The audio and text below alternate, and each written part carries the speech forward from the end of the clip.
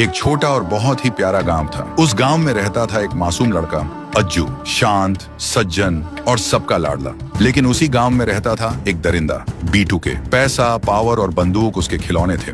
गांव की कोई भी औरत अगर उसे पसंद आ जाए तो वो उसे जबरदस्ती ले जाता। लोग डरते थे मगर बोलता कोई नहीं था। एक दिन अज्जू एक बच्ची के साथ खेल रहा था। सुबह से दोनों कुछ खाए बिना मस्ती में डूबे हुए थे। तभी अज्जू की माँ आई, घबरा के बोली, बेटा जल्दी घर चल, तेरे पापा की तबीयत ठीक नहीं लग रही। दोनों तेज तेज घर की तरफ निकलते हैं। रास्ते में अचानक सामने देखा बीटू के।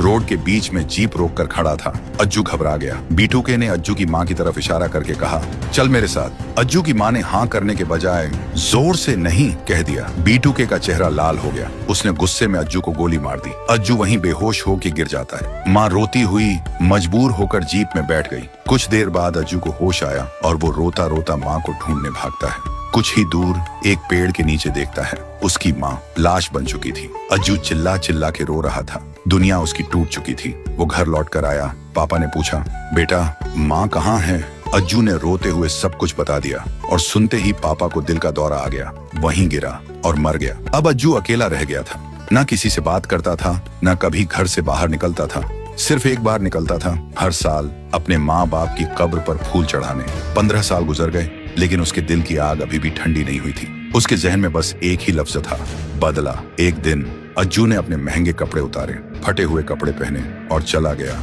बीटू के घर। बीटू के उसी बंदूक को साफ कर रहा था जिससे बचपन में अज्जू पे गोली चली थी। अज्जू बोला, मालिक मुझे काम पे रख लो, मेरा कोई नहीं है, मैं अकेला हूँ। बीटू के हंस के बोला, ठीक है, खाने पीने का ध्यान रख लेना। अज्जू रोज उसके लिए खाना बनाता, मुस्कुराता था और झुककर सलाम करता था। लेकिन उसके अंदर एक लावा उबल रहा था। एक रात अज्जू ने उसी घर के एक कोने से मशीन गन उठाई और पूरी हवेली को आग लगा दी। बीटू के घर के अंदर चिल्ला रहा था, बचाओ, कोई मुझे बचाओ। तभी अज्जू आग के बीच से घर के अंदर गया और आंखों में खून लेकर बोला, जिस दिन तूने बेटे से उसका माँ छीना था ना, उस दिन से ये अज्जू मर गया था और एक जानवर जन्मा था। आज तुझ पे सिर्फ इंसाफ नहीं, आग का फैसला हुआ है। और फिर बीटू के शरीर में आग लग जाती है और वो जलते जलते मर जाता है।